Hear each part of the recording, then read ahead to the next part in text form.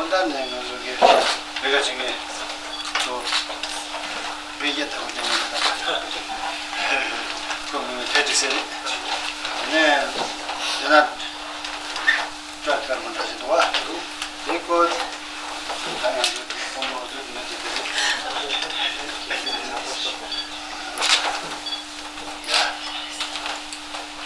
다 가르치서 얘네 저기 무슨 대책이 하면 맞춰야 또 진짜상 강도로 쓰시고 그래서 시기 도와주가 같이 가서 같이 듀르메 터는 지금 처음 강도로 쓰는 농상도 사감상도 공사 가서 세나리 하이나 상지 초대는 근데 얘는 완전 지금 배바가 있는 짜게 전에 다 공항에서 지금 하나도 더 연하면은 담배 최대라는 거야. 어떻게 치료가 저거는 또 다른 걸 치료 가서 치료에 가서 야나요.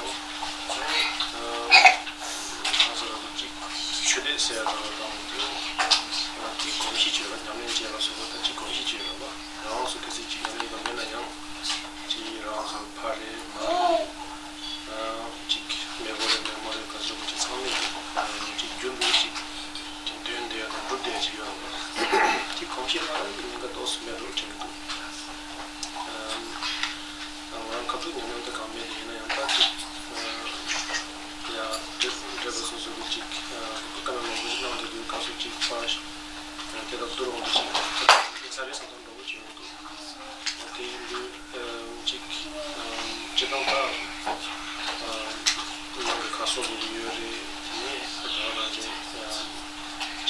진통진비 조금씩 간주 공부를 소비시키니까 이게 뭐고 지요라 얘는 예전에 그저 통스라서 뭐이나 최대하게 강조해서 뭐지 직지하게 그저 통스직 저 두고시 비주다운이나 저 피 상인의 차로 요구 된다 그렇게 나와서 배워다보지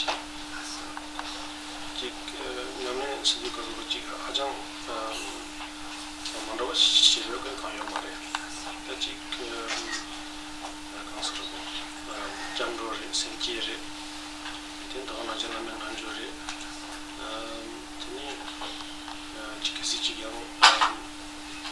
라운스비지 라마리 가서 그들이 재명화 휴자보다 같은 이유나 그래서 지금 많이 말시야지 할때 간거 많이 있는 날 아주 추수 할래는 추수 제가 그래서 쉬우 많이 들고 지상 레지가 뭐냐면 쇼게를 하고 치료를 어떻게 또 지금 세치즈네 특히 내가 지금 다른 거 어디 다른 거 되잖아 근데 이 공신도 어디야 소리 하고 공신이 유나 진짜 그런 지금 말에 되게 라나 진짜 미지열이 미지 소소라는 지 공신도 또 쇼소이나 이 소소라 필요가 그마도 콘솔 단위로 오지는 사실이 되니 반지 샹도리 지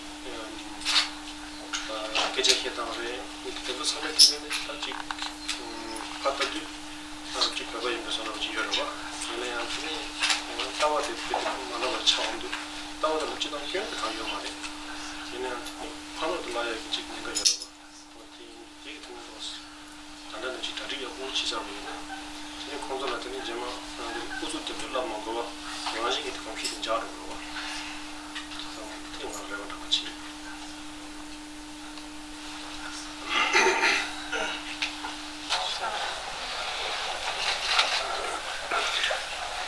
So good afternoon, everyone.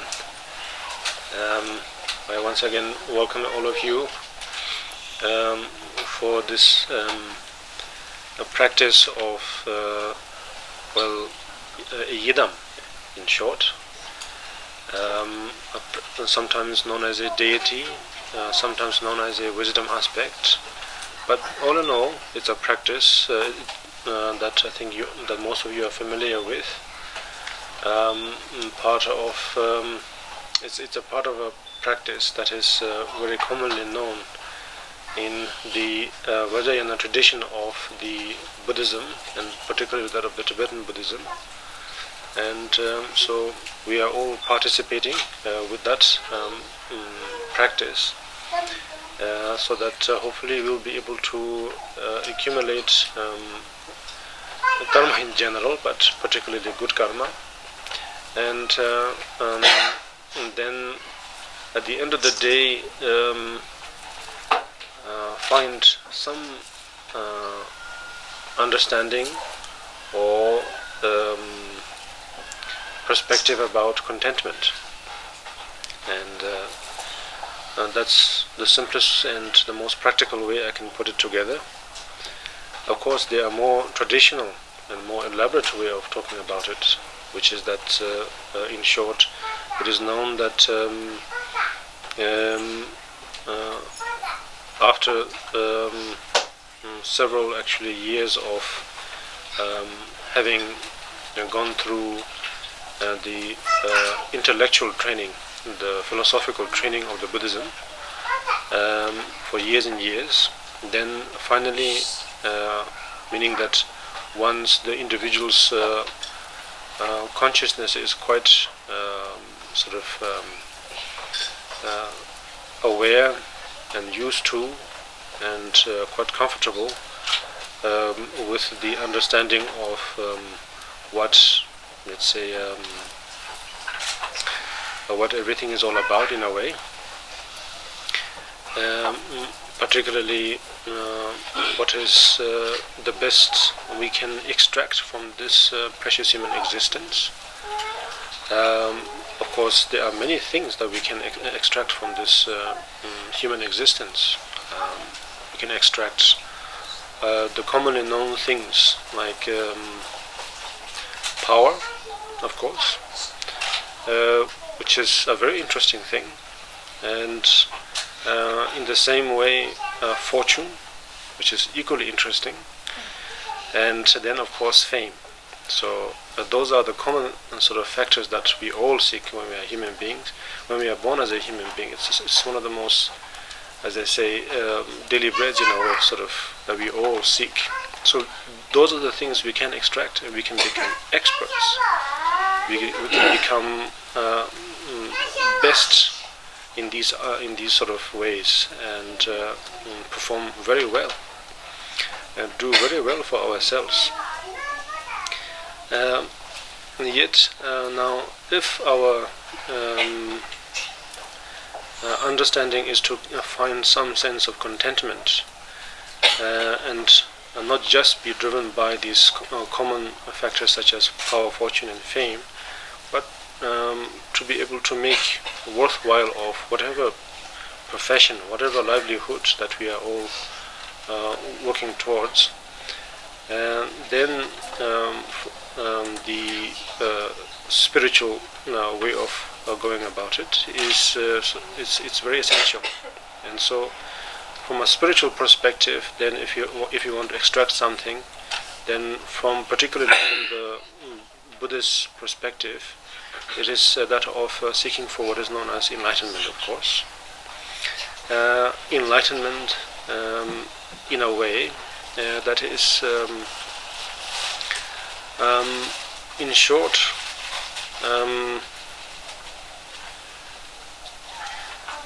finding it is difficult to, of course, describe this thing. Of course, I suppose we will all interpret enlightenment in our own way, just like, how to say, how we would describe how we understand democracy, sort of in our own way, in our own individual way. Of course, there is a general idea about what it is, but to each individual it speaks in a different way. So it is in a similar setting with the idea of enlightenment. I think it also varies. So therefore, it could be about just pure, simple happiness, or it could be about having peace, or it could be about finding some sort of finding mystical powers, or it could be about how to say, the next few rebirths being quite comfortable and not so with not much burden. But the very enlightenment, I think, that that all the previous Buddhas and Bodhisattvas and all the masters before us, what they are all talking about, is somewhat, of course, related in some ways. That saying that it does bring peace, it does bring happiness, of course, is just a means, it's just a way, because that's more or less the only few things that we can relate to. If it is something beyond that, then we cannot relate to, and so therefore we cannot grasp what it means. But at the end of the day, the enlightenment is somewhat quite close to finding contentment, I think. That we are aware of what is what. We are aware of what brings confusion in our lives, what brings clarity, what brings confusion, and what brings clarity to the mind. So therefore, understanding each of those and seeking for these understandings with a kind of with respect, with loving kindness, with the right motivation. That's, in short, is what it's about. And so therefore, what we are trying to do here today is just that. We are trying to engage on a path, or one could say, well, we are trying to utilize a certain tool, a conceptual tool in a way, to understand, to give a direct sort of approach. Often it is said that it's very important that we must have a starting point, we must have a path, we must go gradually on the path, so that then we don't fall into any traps, we don't fall into any sort of risky pitfalls. But in here, what we are trying to do is just trying to use the opportunity we have, the positive opportunity we have, to have a direct approach about what this enlightenment is. And so therefore, we try to see ourselves at the end of the day a fully enlightened being, and we try to somehow let go of the ordinary perspective of ourselves. Ordinary in a way that not in a superior inferior sort of format, but ordinary in a way that we see ourselves just as a single individual. We see ourselves as restricted to just a particular angle of what we know of ourselves so far, but something more than that. The closest thing that I can relate to is that of it's like the being more than oneself, like a father, let's say, or like a mother, particularly. When I think, although I'm not a mother, but I can relate to sort of how they relate to their loved ones, and it is that they relate to them in a way that most of us cannot relate to. That they are able to, although of course they are separate individuals, of course, even from a physical point of view, from a mental point of view, of course, there is a separation, there is a difference, but nevertheless they are able to think more than that, beyond that. They're able to break through that boundary and think, if not more, at least equally the same of their loved ones. And so they're able to, almost to a point, they can somehow understand how we are feeling. They can understand what we are thinking to some extent. And day and night that there is that they will worry for us, and it's sort of natural to them. It doesn't need to be taught. It doesn't need to be forced upon. It doesn't need to be educated. It just comes naturally. So that's the best way I can explain it in very simple terms about what enlightenment could be. Let's say, yes, that it's very much possible. The benefit is very much a reality. It's our sort of ordinary way of viewing things that somehow holds us back from thinking that it is possible and seeing the reality. And so therefore, of course, although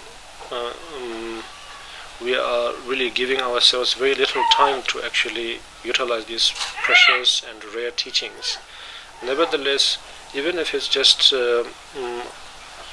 on occasions or maybe through some routines or schedules, like maybe our daily practice or weekly or monthly practice, that we spend some time, invest some time in the practice, that itself will give us some sense of connection and some way of accumulating merit, so that we'll be able to somehow connect with ourselves, first of all, of course, and then connect with the rest, meaning all sentient beings eventually. Just like how a mother is able to relate to their children, in the same way we will be able to relate to others. And it's very much a reality. And all the I'm sure you must have read a lot, I'm sure you must have heard a lot about a lot of the great many masters before our time, and they are known for their activities. They are known for their personalities, not really because of their miracle powers or because of their charm or anything. Of course, that is there. That comes with the, of course, with the person. But nevertheless, what they are really known for is that they are actual examples of having understood that and being able to realize that. And they were just like ourselves, human beings. They were not born differently, and so therefore they are just like ourselves, and we are just like them. And so therefore we can very much follow that path and become just like them. So, having said that, we must have appreciation, and appreciation that due to the compassion of Buddhas and Bodhisattvas, and then together with it, then due to our own accumulation of good merit and karma, that due to these two forces that we were able to obtain these opportunities, very rare and precious opportunities, which of course is often translated as precious human existence. So we must have a sense of appreciation for that and rejoice that. And then secondly, like I said just now, that enlightenment is not just some faraway sort of legend or a story, but it's very much part of our reality. And so therefore we must also generate some inspiration.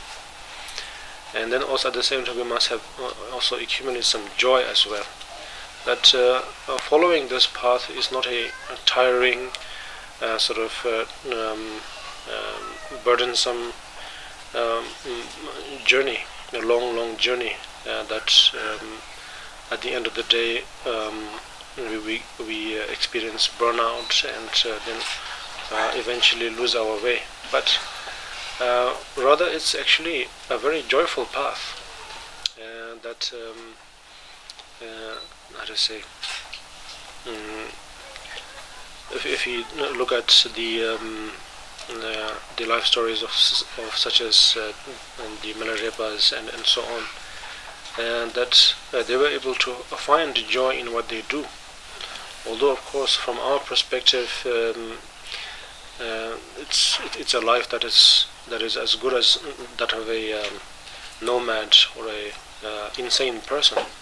But nevertheless, they find joy in what they do, and because they find joy, that they are able to carry on their life, their practices, and as a result of it, they are able to provide inspiration to all of us. It's not because they were told to, or they were forced to, but somehow they themselves naturally find joy in what they do. So in the same way, we will be able to find joy as well, because unlike anything that we pursue in this life, such as power, fortune, fame, which is the common thing, we can reach their peak, but if we work hard enough, if we put together enough energy, enough invest enough time, sacrifice enough, then we will be able to reach their heights, for sure. But then once we have reached that height, what is next? There's nothing else but to come down from that peak.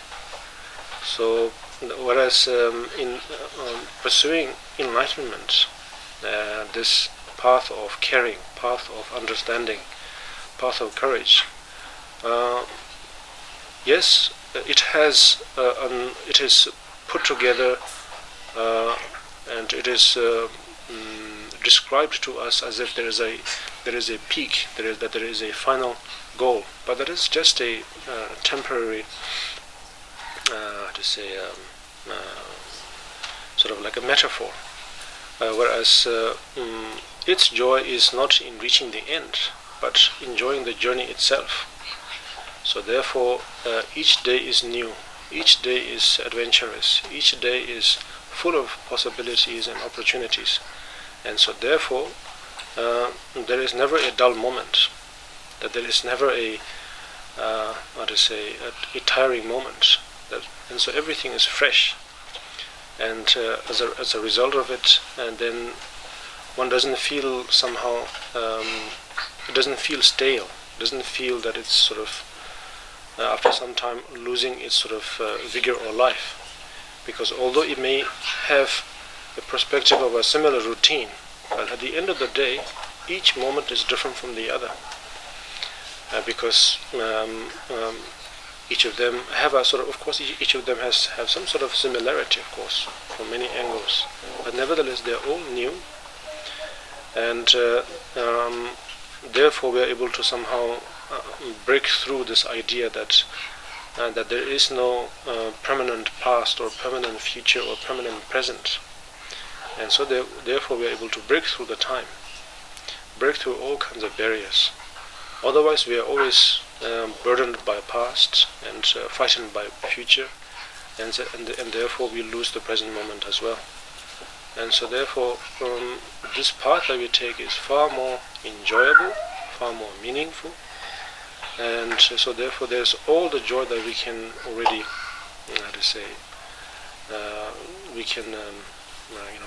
experience already. And so therefore we must gear ourselves up in this manner and then follow these practices. And so today the practice is that of it is known as the practice of the Tara, meaning in Tibetan known as Dolma, and Tara.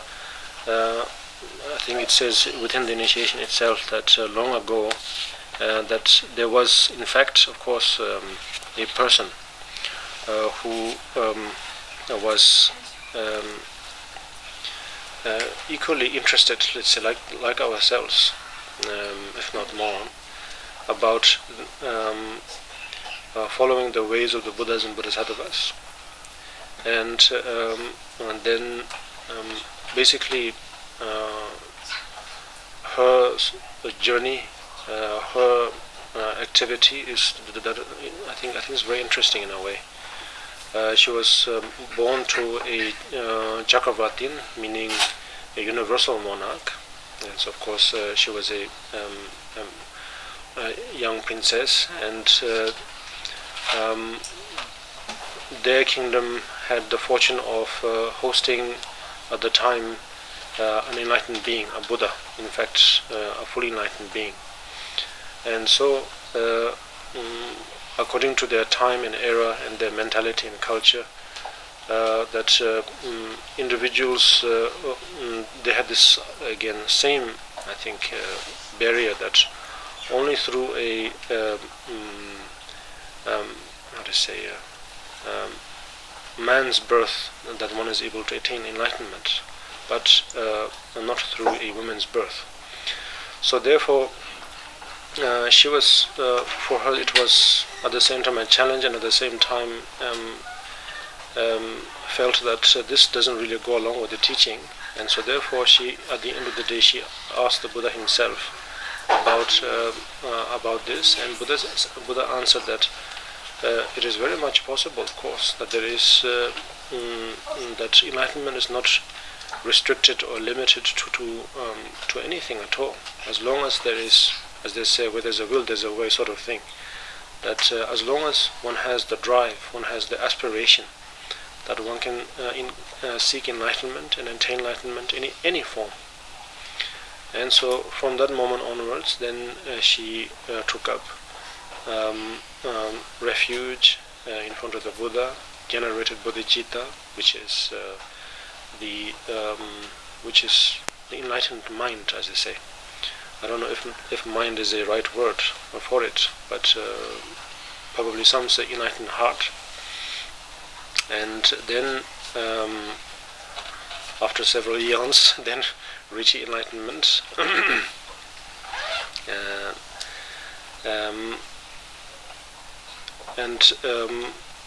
From that moment onwards, until she reached enlightenment, she liberated countless of beings, countless of sentient beings, of course. And therefore she was known as the one who liberates, and so that's why Tara means that. And then of course, just like all the Buddhas, they are able to manifest in all formats, so that one is able to engage in helping any sentient being, just as we all have various expectations to fulfill that, then they manifest accordingly. And so therefore the aspect of the Tara that we are practicing on today is that of the green Tara. So it is the common form of the Tara, and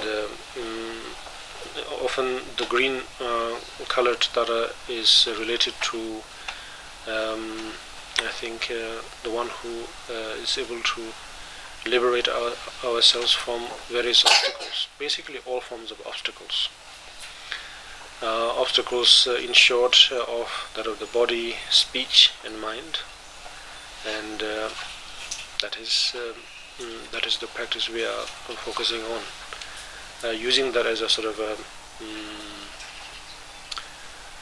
stepping stone, I suppose, to reach full enlightenment. So now while I go through the preparation, meaning the preparatory phase of the initiation, which is where I myself practice first and then receive the initiation myself, and then afterwards, once I've received it, once I've practiced, then I pass it on to you, and that's how it works. And so therefore during that time I would like to ask all of you to recite after the mantra of Dorje Sempa, or the Vajrasattva, and it's the 100 syllables, and we will recite it very slowly, of course, and properly, and we all will follow that tune and practice. And while we practice,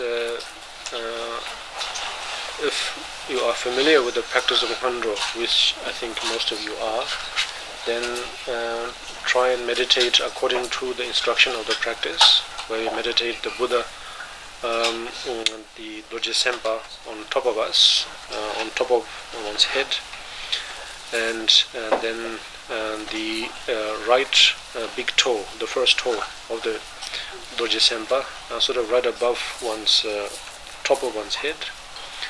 And as we recite the 100 syllables, we meditate that, and that is that recitation is moving the Dorje Sempa, let's say.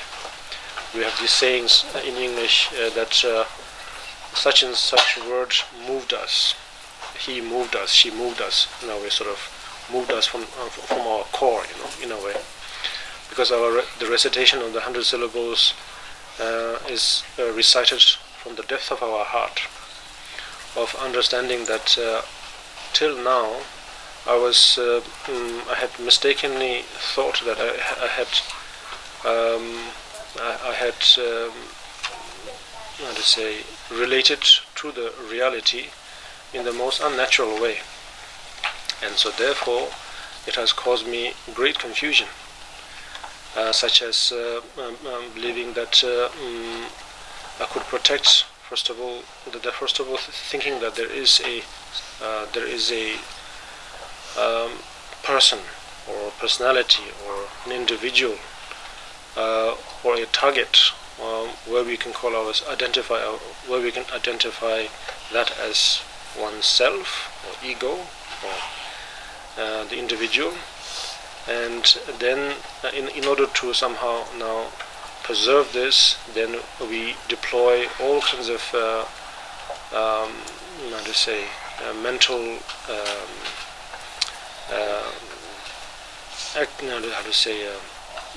we generate a lot of mental events, such as then various forms of emotions, afflictive emotions, not just any emotions but afflictive emotions, unnatural emotions in a way. So such as then anger, such as pride, such as jealousy, such as desire, and so on and so forth. And so therefore we were up till now never properly been able to engage with anything properly. And so as a result of it, not to say I'm in this mess, but somehow I'm very disturbed by it. And so now that I realize that actually there is nothing to really, there was no self to begin with, this idea of an individual to begin with, I finally understand that there is a way to come out of this confusion. And so for this, then the Buddhas, the Bodhisattvas, the teachers before us, that all of you have understood this and have perfected this understanding. And so therefore now I call upon all of the Buddhas and Bodhisattvas, as well as then all of the teachers, in the form of this Dorje Sempa, in the form of this Vajrasattva. And then now that I have sought for your blessing and for your courage and for your encouragement and for your support, then now please bless me. So by asking in that way, then what happens is that then it moves the teacher, it moves the Buddha, and as a result of it, then it pours the nectar of purification and from the body of the Vajrasattva, and then slowly melts and drips from the toe, and then drips into our body from the top of one's head, and then fills our body and then cleanses all of those unnatural sort of way of relating to the nature. So so in that way we will recite the 100 syllables, and then we will prepare ourselves for the initiation. So now our Omzela will and the chanting master will begin the recitation, and I would like all of you to recite together.